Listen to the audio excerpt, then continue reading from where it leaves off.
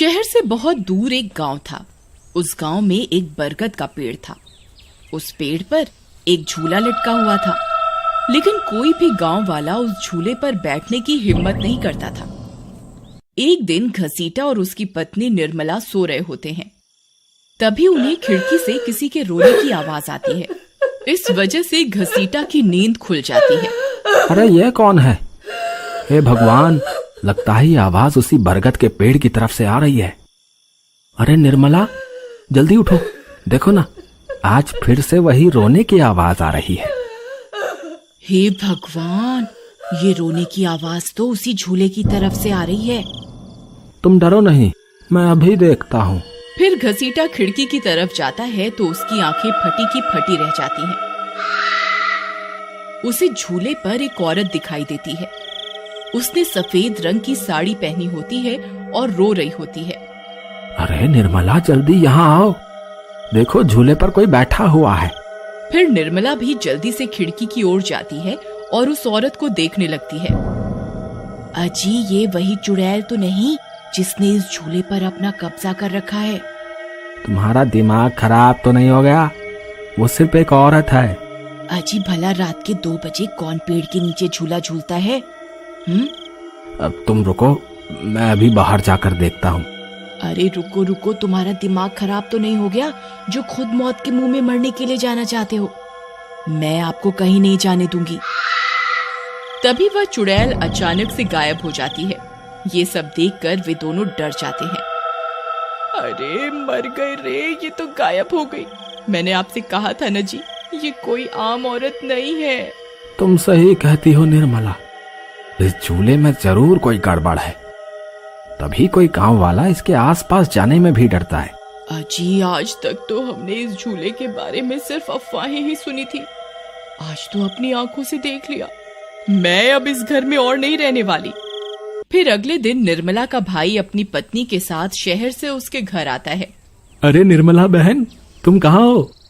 अरे भाई, तुम आज तुम्हें अपनी बहन की याद कैसे आ गई?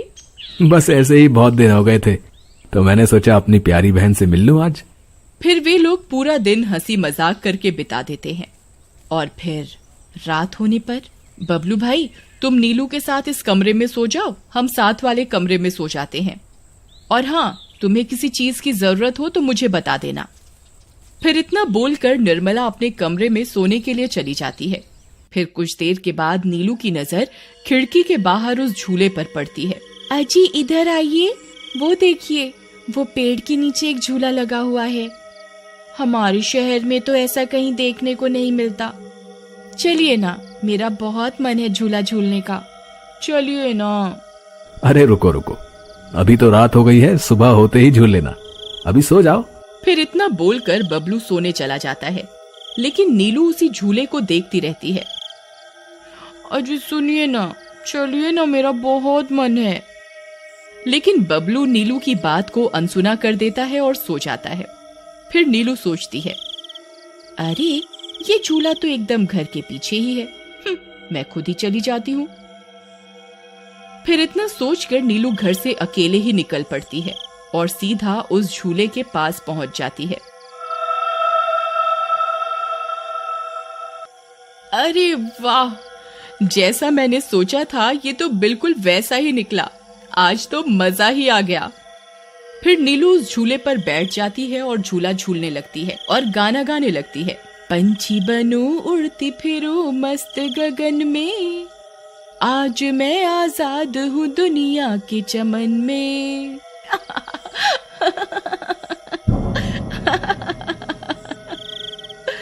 अरे वाह। फिर नीलू कुछ देर रात खुशी खुशी झूला झूलती रहती है। अरे वाह, आज तो मजा ही आ गया। चलो अब घर चलती हूँ, अगर इनकी नींद खुल गई तो ये बहुत नाराज हो जाएंगे।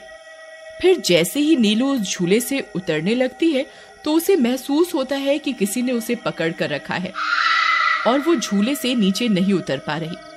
वो बहुत डर जाती है। अरे अरे ये क्या, कौन है जिसने मुझे पकड़ कर रखा है? वो इधर उधर देखती है लेकिन उसे कोई दिखाई नहीं देता। अरे मर गई रे, मैं इस झूले से क्यों नहीं उतर पा रही? बचाओ बचाओ, कोई है? अजी सुनते हो, मेरी मदद करो। तभी नीलू की आवाज सुनकर बबलू की नींद खुल जाती है। निर्मला और घसीटा भी उठ जाते हैं और भागते हुए बबलू के पास आते हैं। अरे बबलू, ये तो नीलू की आवाज थी ना, वो कहाँ है?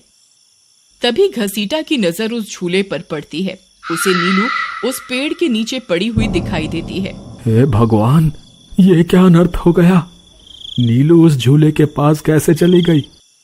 फिर वे तीनों भागते हुए उस झूले के पास जाते हैं। उन्हें नीलू वहां बेहोश पड़ी हुई मिलती है। हे भगवान, ये तुम्हें क्या हो गया नीलू? नीलू, तुम्हें यहाँ नहीं आना चाहिए था। हे भगवान, अब क्या होगा? फिर वे सब लोग वापस अपने घर आ जाते हैं और सुबह होने पर नीलू को होश आता है। नीलू, तुम ठीक तो हो ना? आज के बाद कभी उस झूले के पास नहीं जाना। उस झूले पर किसी चुड़ैल का साया है। ठीक है दीदी, मैं आज के बाद उस झूले के पास कभी नहीं जाऊंगी। फिर रात होने पर सब सो रहे होते हैं। तभी नीलू की नींद खुल जाती है। उसकी आंखें लाल हो जाती हैं और उसके पैर उल्टे हो जाते हैं और वो घर से निकलकर झूले की तरफ चल देती है और झूला झूलने लगती है।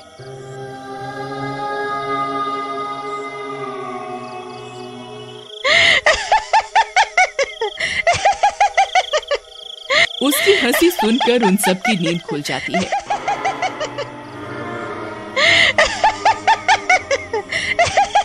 निर्मला और घसीटा भागते हुए बबलू के कमरे में आते हैं और नीलू को वहां ना पाकर परेशान हो जाते हैं। हे भगवान, अब ये नीलू कहाँ चली गई? फिर वे सब खिड़की से झांक कर देखते हैं तो उनकी आंखें फटी की फटी रह जाती हैं। नीलू झूला झूल रही होती है। अरे मर गए रे, ये नास मीठी तो फिर से झूला झूलने चली गई। अरे बेवकूफ बबलू, अपनी पत्नी को संभाल कर नहीं रख सकता क्या?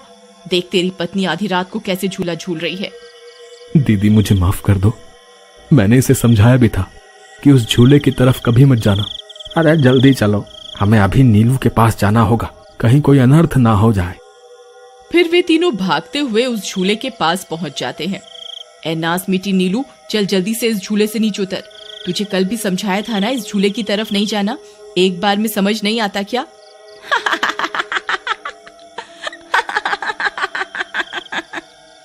जरा इसके पैरों की तरफ तो देखो। अरे मर गए रे, ये तो चुड़ैल बन गई है। अरे मर गए रे, मेरी बीवी तो चुड़ैल बन गई। अब क्या होगा? अरे भागो रे भागो, सब अपनी जान बचाकर भागो। अरे मैं तो जीते जी विधवा बन गया। अरे मेरी बीवी तो चुड़ैल बन गई। फिर वे तीनों वहां से भाग जाते हैं। तभी उन्हें रास्ते में कुछ गांव वाले मिलते हैं। अरे घसीटा भाई, क्या हुआ? इतनी रात गए कहाँ भागे जा रहे हो? अरे भाई, इसकी पत्नी नीलू शहर से आई थी और रात को वो बरगद के पेड़ के नीचे बंधे झूले पर झूला झूलने चली गई। अब उस चुड़ैल ने उसके शरीर पर अपना कब्जा कर लिया है। हे भगवान, ये क्या अनर्थ हो गया? चलो हम सब मिलकर अभी वहां चलते हैं। फिर वे सब गांव वाले मिलकर वहां पहुंच जाते हैं। नीलू अभी भी झूला झूल रही होती है। ए चुड़ैल, बस बहुत हो गया। तूने हम गांव वालों को बहुत परेशान किया है। तेरी वजह से कोई भी रात को इस रास्ते से गुजरने की हिम्मत नहीं करता था, लेकिन बस आज तेरा खेल खत्म करके ही रहेंगे।